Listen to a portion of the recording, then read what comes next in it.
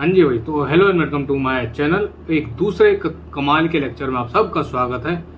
और आज हम एक दूसरा चैप्टर शुरू करने जा रहे हैं। दूसरा नहीं है, सेम ही चैप्टर है, पर कमाल की बात इसमें ये है कि हम इसका वन शॉट बनाने जा रहे हैं। ठीक है, वन शॉट में पढ़ेंगे।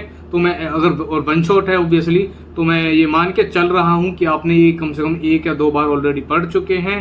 और इस बार जो अब आप इस वीडियो को अगर देख रहे हो तो आप सिर्फ रिवीजन करने आए हो।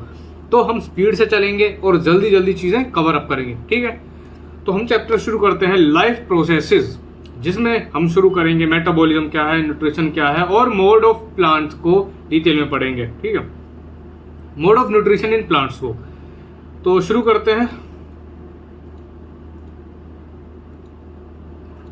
सबसे पहले आप ये देखो कि मेटाबॉलिज्म है क्या। हाँ, मेटाबॉलिज्म क्या है? मेटाबॉलिज्म कोई भी रिएक्शन है जो हमारी बॉडी के अंदर हो रही है और उसका कोई भी बाय प्रोडक्ट है या फिर कोई भी यूज है हमारी बॉडी में, वो सारी केमिकल रिएक्शंस हैं जो हमारी बॉडी के अंदर हो रही हैं, उनको मेटाबॉलिज्म बोलते हैं। According to metabolism, a term that used to describe all chemical reactions involved in maintaining the living state of the cells and organisms। और ये मेटाबॉलिज्म दो तरीके का होता है, कैटाबॉलिज्म एंड एनाबॉलिज्म। तो catabolism break down of molecules to obtain energy, जैसा मैंने भी बताया कि कोई ना कोई पर्पस तो होगा ना, कोई रिएक्शन अगर हमारी बॉडी में हो रही है। Anabolism synthesis of complex molecules from simpler ones, कुछ हम अपनी बॉडी में ऐसा इनटेक कर रहे हैं या फिर कुछ ऐसा जो सिंपल मॉलिक्यूल है उसको कॉम्प्लेक्स में सिंथेसिस करना। ठीक है, आगे चलते। न्यूट्रिशन क्या है? Nutrition is the process of intake of nutrients. For example carbohydrates हो सकता है, फैट्स हो सकता है, प्रोटीन्स हो सकते हैं, मिनरल्स, वाइटामिन्स एंड वाटर हो सकता है। उनको हम इनटेक जब अपनी बॉडी में करते हैं, क्यों? क्योंकि उसका ना कुछ उसका फायदा है।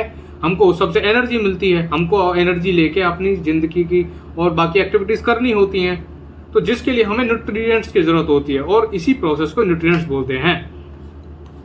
मोड ऑफ न्यूट्रिएंट्स अब क्या क्या हो सकता है? अब ऑटोट्रोफिक हो सकता है या फिर हेटरोट्रोफिक हो सकता है। ऑटोट्रोफिक एक ऐसा मोड ऑफ न्यूट्रिशन है जिसमें कोई भी ऑर्गेनिज्म, प्लांट्स हैं, प्लांट्स लिविंग बींग्स ही तो है एक तरीके से देखा जाए तो, क्योंकि उनमें रिएक्शंस होती हैं। तो प्लांट्स जो हैं ऑटोट्रोफ्स होते हैं। क्यों?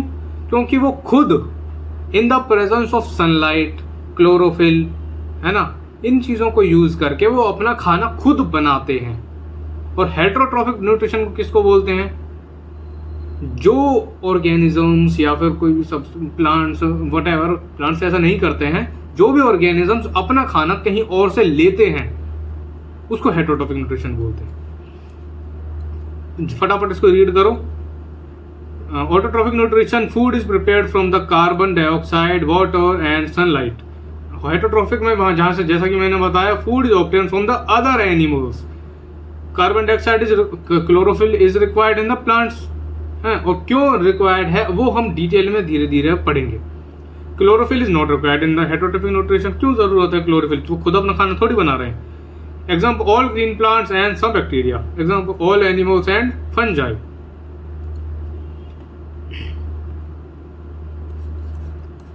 तो सबसे पहले क्वेश्चन आ गया है, इसको रीड करो, वीडियो को पॉज करो, कमेंट सेक्शन में इसका आंसर लिखो। Organisms capable of synthesizing their own food are called A, B, C, D। फटाफट कमेंट सेक्शन में लिख दो। आगे चलते हैं। Nutrition in plants.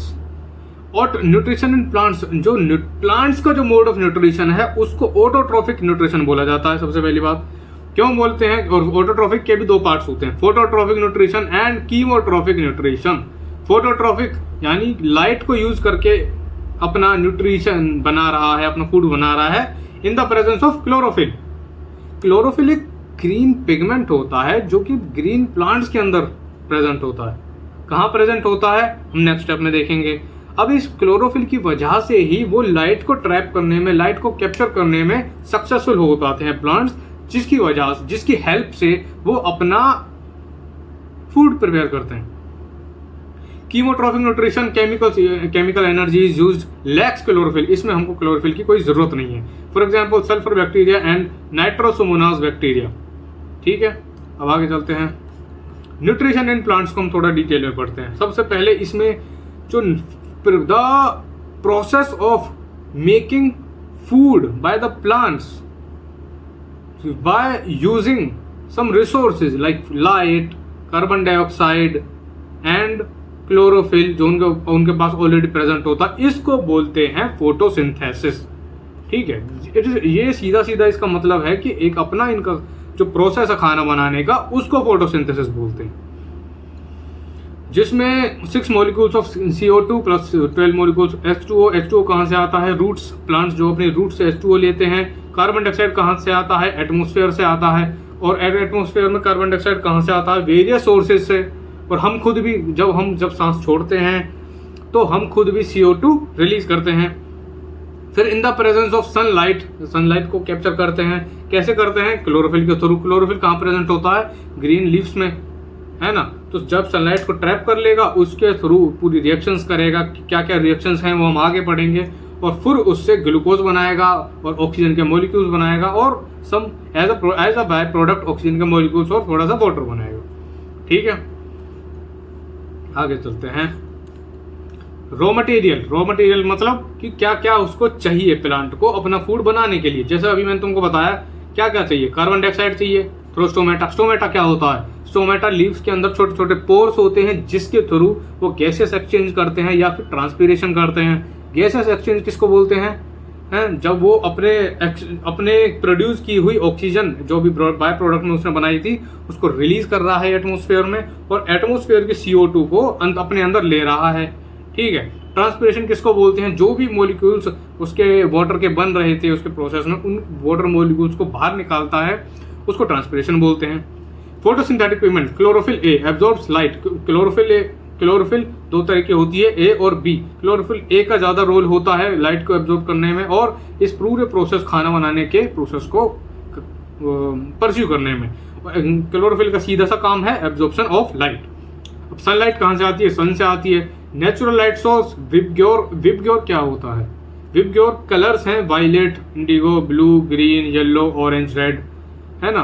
तो और 390 से 780 नैनोमीटर, 390 to 780 नैनोमीटर्स की लाइट को ये एब्जॉर्ब करते हैं। मैक्सिमम फोटोसिंथेसिस रेड रीजन पे होती है, मिनिमम फोटोसिंथेसिस ग्रीन रीजन पे होती है। Water absorb from the roots by osmosis, ये समझ में आ गया। साइट ऑफ फोटोसिंथेसिस, अब ये फोटोसिंथेसिस का जो प्रोसेस है वो एक्चुअल में होता कहाँ पर है? हाँ, ये अपने आप में एक बड़ा ही इंटरेस्टिंग टॉपिक है, क्योंकि थोड़ा सा ट्रिकी है पर इंटरेस्टिंग है कि ये आखिर ये खाना बन कैसे रहा है लीव्स के अंदर। ये पूरा जो प्रोसेस है ये होता है क्लोरोप्लास्ट के अंदर, जिसको kitchen of the cells in green leaves भी बोला जाता है। नो डाउट जहां खाना बन रहा है उसको किचन बोलते हैं ना। Present in mesophyll cells as green dots, ये मीजोफिल सेल्स के अंदर प्रेजेंट होते हैं लीव्स में। जैसे तुमने लीफ का जो है डायग्राम देख रहे हो इधर डिटेल में, अगर इसको देखोगे पढ़ोगे तो ये है क्लोरोप्लास्ट। कहाँ है? ये है, ये पूरा सेल है। ये जो है गार्ड सेल्स हैं। गार्ड सेल क्या होते हैं? अब जब मान लो ये ऐसे और ऐसे कुछ होता है ना स्टोमेटा है। ये स्टोमेटल पोर हो गया, इसके अंदर क्लोरोप्लास्ट होती है यहाँ पर, और ये है गार्ड सेल्स। ठीक है, गार्ड सेल क्या करते हैं? जो स्टोमेटा का ओपनिंग एंड क्लोजर है उसको रेगुलेट करते हैं। ठीक है, आगे चलते हैं क्योंकि हमको डिटेल में भी पढ़ना है। अब ये जो डबल मेम्ब्रेनस स्ट्रक्चर है, क्या है डबल मेम्ब्रेनस स्ट्रक्चर? क्लोरोप्लास्ट, इसके अंदर 2 रीजन होते हैं, स्ट्रोमा एंड ग्रेनम, या उसको ग्रेना भी बोलते हैं। ठीक है, स्ट्रोमा क्या है? स्ट्रोमा एक नॉन पिगमेंटेड पार्ट है। नॉन पिगमेंटेड पार्ट यानी जहां पर पिगमेंट नहीं है। पिगमेंट कौन सा? क्लोरोफिल नहीं है। जहां क्लोरोफिल नहीं है, यहाँ मतलब कि वहां पर लाइट एब्जॉर्ब भी नहीं होगी, तो मतलब उसको क्या उसको बोल सकते हैं? साइट ऑफ डार्क रिएक्शन, इसका ये फंक्शन हो गया। Grana remains embedded in it, grana इसके अंदर ही होता है। थाइलाकोइड्स, इसमें इसको डायग्राम को थोड़ा सा पढ़ के देखो तुम, इसमें बहुत सारी चीजें दी हैं। ग्रेनम है, थाइलाकोइड्स हैं। थाइलाकोइड्स बहुत ही इंपॉर्टेंट चीज है। मैं अभी 20-30 सेकंड में मैं आपको बताऊंगा क्यों है। इसके अंदर ग्रेनम किसको बोलते हैं? स्टैक ऑफ थाइलाकोइड्स, मतलब कि मल्टीपल थाइलाकोइड्स को जो एनक्लोज करता है उसी को ग्रेनम बोलते हैं। ठीक है, ये डायग्राम में दिख रहा होगा। बाकी चीज़ें इंपॉर्टेंट हैं पर अभी हमारे काम की नहीं है, जो हम इस प्रोसेस अभी पढ़ रहे हैं। हमको तेज अपना वन शॉट देना है तो हम आगे बढ़ते हैं। Also contains different enzymes, circular DNA and ribosomes, वो ये सब इसी के अंदर ही प्रेजेंट होते हैं। ग्रेना दूसरा पार्ट है। स्ट्रोमा डार्क रिएक्शन की साइट थी और ग्रेनम है लाइट रिएक्शन की साइट। लाइट रिएक्शन मतलब कि लाइट को एब्जॉर्ब कर रही है, और लाइट को एब्जॉर्ब क्यों कर रही है? क्योंकि सीधा सीधा उसके अंदर क्लोरोफिल प्रेजेंट है, तभी तो कर रही है ना। Contains stack of close compartment called thylakoids, अभी मैंने आपको जो ये बताया था ऊपर है, ये स्टैक ऑफ थाइलाकोइड्स को एनक्लोज कर रहा है ग्रेनम, इसलिए इसको कंपार्टमेंट को क्लोज कंपार्टमेंट थाइलाकोइड्स को वो बोला गया है। Chlorophyll pigment is present in thylakoids, जब क्लोरोफिल प्रेजेंट है तभी तो लाइट रिएक्शन हो रही है ना। Functional unit of chloroplast, functional unit of chloroplast क्या है? ग्रेना है। क्यों है? क्योंकि यही वो यूनिट है जहां से पूरा प्रोसेस कंट्रोल होता है। क्यों होता है? ग्रेना के अंदर क्या है? थाइलाकोइड्स। थाइलाकोइड्स के अंदर क्या होती है? Light reaction. लाइट रिएक्शन में क्या क्यों होती है? क्योंकि क्लोरोफिल प्रेजेंट होती है, और क्लोरोफिल प्रेजेंट होने की वजह से क्या होता है? लाइट अब्जॉर्ब होती है, सनलाइट जो है, और इससे क्या होता है? खाने उसका जो है फूड प्रिपेयर होता है एज अ फूड। ऐसा नहीं कोई मटर पनीर बन रही, नहीं, क्या बनता है? ग्लूकोज बनता है, और बाय प्रोडक्ट में क्या निकलता है? ऑक्सीजन के मॉलिक्यूल्स निकलते हैं। और ये सारी रिएक्शंस हम आगे भी पढ़ेंगे, ठीक है। Mechanism of photosynthesis, absorption of light energy through chlorophyll, कितनी बार हम ये एक ही चीज बहुत रिपीट कर चुके हैं। Conversion of light energy into chemical energy and splitting of water molecules into H2 and O2, है ना, समझ में आ गई। Reduction of CO2 into carbohydrates, ये कहाँ होता है? ये अभी आगे देखेंगे, क्योंकि जो कार्बोहाइड्रेट्स यानी ग्लूकोज जो मॉलिक्यूल है वो बन कैसे रहा है आखिर, वो भी हम पूरे प्रॉपरली आगे देखेंगे। ये फिर से वही रिएक्शन है, 6 मॉलिक्यूल्स ऑफ CO2 चाहिए, 12 मॉलिक्यूल H2O। ये बैलेंस एक्चुअली में ये रिएक्शन को जो है बैलेंस किया गया है। क्या निकलता है? ग्लूकोज निकलता है, ऑक्सीजन निकलता है एज अ बाय प्रोडक्ट, और कुछ मॉलिक्यूल्स ऑफ वाटर रिलीज होते हैं, ठीक है। और CO2 को कन्वर्जन को इनटू में ग्लूकोज को बोलते हैं रिडक्शन या फिर डार्क रिएक्शन, और वाटर मॉलिक्यूल को ये तो उसमें टूट ही रहा है, और ऑक्सीडेशन या फिर लाइट रिएक्शन भी इसको बोलते हैं। मैकेनिज्म ऑफ फोटोसिंथेसिस, अब ये जो डायग्राम है ये तो बड़ा सटीक सा डायग्राम, सटीक मतलब कि थोड़ा सा कॉम्प्लिकेटेड हो सकता है, क्यों, पर ज़्यादा कॉम्प्लिकेटेड नहीं है अगर ध्यान से चीज़ें समझोगे तो। H2O कहाँ से आया? रूट्स ने उसको खींचा था, है। और ये CO2 कहाँ से आया? एनवायरमेंट से आया। एनवायरमेंट में कहाँ से आया? कुछ अलग सोर्सेज से आया और कुछ हमने ही छोड़ा, है ना। लाइट कहाँ से आई? सन से आई, ठीक है। और ये इसको अभी थोड़ा हम बाद में 20 सेकंड के लिए इसको स्किप कर देते हैं, ऑक्सीजन और इस वाले पार्ट को। कुछ तो हो गया है मेरी स्क्रीन पर, कुछ नहीं हुआ है, सब ठीक है।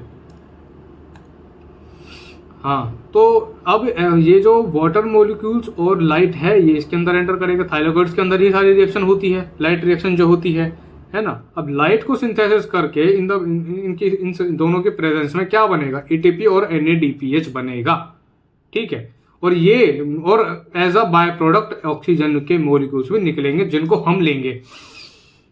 लिविंग बींग्स, वो ऑक्सीजन मॉलिक्यूल्स हमारे काम आते हैं। अब ATP और NADPH जो बना वो कहाँ गया? इसके स्ट्रोमा पार्ट में क्या हो रही है? केल्विन साइकिल हो रही है, जहां पर जो कार्बन डाइऑक्साइड मॉलिक्यूल्स हैं वो ग्लूकोज में कन्वर्ट हो जाएंगे। और कैसे होंगे देखिए, ग्लूकोज में कर रहा हूं, पर यहां लिख रहा है शुगर। क्यों? क्योंकि ग्लूकोज भी एक शुगर ही है, ठीक है। और इसके थ्रू और जब इसके बाय प्रोडक्ट में क्या प्रोडक्ट्स निकलेंगे? NADP निकलेगा, ADP निकलेगा, इनऑर्गेनिक फॉस्फेट निकलेगा, और ये जो है इसके काम में आएंगे। और ये रिएक्शन ऐसे ही चलती रहेगी। कुछ चीज़ें अगर अनक्लियर रह गई हों वो हम नेक्स्ट स्लाइड में पढ़ते हैं, कुछ भी नहीं छोड़ेंगे हम, बहुत ही प्यारे तरीके से इस चीज़ को फटाफट कर देंगे। लाइट रिएक्शन, पहली बात discovered by Robert Hill known as Hill's reaction. इसको हिल्स रिएक्शन भी बोला जाता है। एक फोटोकेमिकल प्रोसेस है। और साइट क्या है इसकी? लाइट रिएक्शन है, कहाँ थी? ग्रेना में, है ना। तो और ग्रेना में कहाँ? थाइलाकोइड में। रॉ मटेरियल लाइट और वाटर है, प्रोडक्ट्स क्या है? जो बाय प्रोडक्ट है ऑक्सीजन, ATP और NADPH, ठीक है। Photo excitation of chloro molecule, chlorophyll absorb sunlight, okay, in the form of photons, okay, and get excited and emits electron, ठीक है। Photolysis of water, photolysis of water मतलब कि water के molecules को break down कर दिया इन हाइड्रोजन मॉलिक्यूल्स, 4 इलेक्ट्रॉन और free oxygen जो कि हम लेंगे, ऑक्सीजन रिलीजेड बाय प्रोडक्ट। आसान था ये भी, ठीक है। उसी का एक्सप्लेनेशन है, hydrogen ions used to reduce NADP molecules into NADPH2, ठीक है।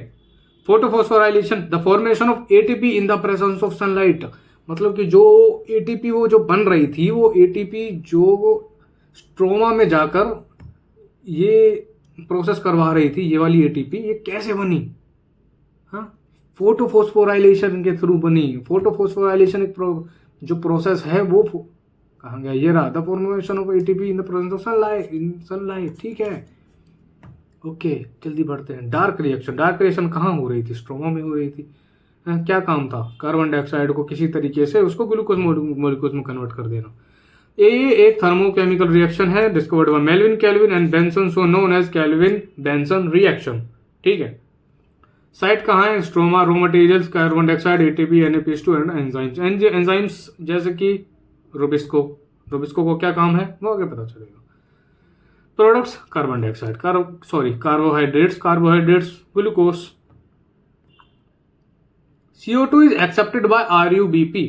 अब जो एनवायरमेंट की जो CO2 है वो इसके अंदर जब एंटर करेगी स्ट्रोमा में, तो एक कार्बन एक्सेप्टर होता है RUBP जो इसको एक्सेप्ट कर लेता है और CO2 को उसमें फिक्स कर देता है थ्रू द एंजाइम रुबिस्को का ये काम है। Synthesis of carbohydrates, CO2 and carbohydrates में कन्वर्ट हो गया, RUBP सिंथेसाइज भी हो गई, ओके। अब कुछ टर्म्स हैं जो आपको याद रखने की जरूरत है, वो है स्टोरेज ऑफ प्रोटीन्स। इसको क्या स्टोरेज ऑफ प्रोटीन्स कहाँ होता है? एल्यूरोप्लास्ट में होता है। स्टोरेज ऑफ ऑयल कहाँ होता है? इलियोप्लास्ट में होता है। स्टोरेज ऑफ स्टार्च कहाँ होता है? अमाइलोप्लास्ट में होता है। बहुत ही बेसिक सी चीजें हैं, ओके। स्टोमेटा जो हमने थोड़ी देर पहले मैंने बताई थी वो फिर से आ चुकी है। स्टोमेटा क्या है? These are tiny pores guarded by 2 bean और kidney shaped guard cells. Guard cells क्या करते हैं? रोल ऑफ स्टोमेटा क्या है? एक्सचेंज ऑफ गैसेज और ट्रांसपीरेशन, मैंने बताया था शुरू में ही। और गार्ड सेल क्या करते हैं? ये गार्ड सेल हैं और ये वाला क्लोरोप्लास्ट है, ये बताया था। और ये स्टोमेटल पोर है, इंटरेस्टिंग डायग्राम्स हैं। और गार्ड सेल करते क्या है? किडनी शेप्ड सेल्स होते हैं which cover stomatal pore and also contain chloroplast, ठीक है। रोल ऑफ गार्ड सेल, इनका एक्चुअल में क्या फंक्शन होता है? They regulate the closing and opening of the stomata. कैसे करते हैं? जब वाटर एंटर करता है इनके अंदर तो this guard cell swell and stomata opens, ठीक है। व्हेन वाटर लॉस जब होता है तो गार्ड सेल जो श्रिंक हो जाते हैं और स्टोमेटा क्लोज हो जाती है। बहुत ही सिंपल चीज है। अब आ गई क्वेश्चन आंसर्स। अब जो भी क्वेश्चन मैं दिखाता जाऊंगा उनका पॉज करना वीडियो को, उनको कमेंट सेक्शन में आंसर करना तुरंत के तुरंत, okay. What are the necessary condition for photosynthesis and what are its by product? कर दिया answer. Next question. A student was asked to write a step-wise procedure to demonstrate that carbon dioxide is necessary for photosynthesis. He wrote the following steps. The wrongly worded step, इनमें से जो wrong statement है वो आपको बतानी है। Body video pause करो, answer करो। कर दिया, okay. Next question. 5 types of cell found in the leaf of a green plant or are given below. 5 तरीके के जो सेल्स हैं जो ग्रीन में प्लांट्स में होते हैं वो नीचे दिए गए हैं ऑप्शंस में, और वो कौन कौन से होते हैं वो आप बताओ। कर दिया answer. Next, study the flow chart. अब ये जो फ्लो चार्ट है इसको पढ़ो कि ये प्लांट्स है, पहले तो कोई दिक्कत नहीं है।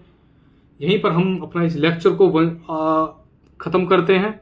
और जो सर्कुलेशन वाला टॉपिक था वो मैंने ऑलरेडी कल डाल ही दिया था, तुम उसको जाके देख सकते हो, ठीक है। और भी जो टॉपिक बचा हुआ है वो हम दूसरी वन शॉट में बोल देंगे, मतलब बना देंगे। और कोई भी टॉपिक तो जो तुमको चाहिए वो तुम कमेंट सेक्शन में लिख दो, हम वीडियो बना देंगे मस्त सी, वन शॉट बनाएंगे। रिवीजन तुमको करनी है ना, तो जो टॉपिक तुम बोलोगे हम वो बना देंगे।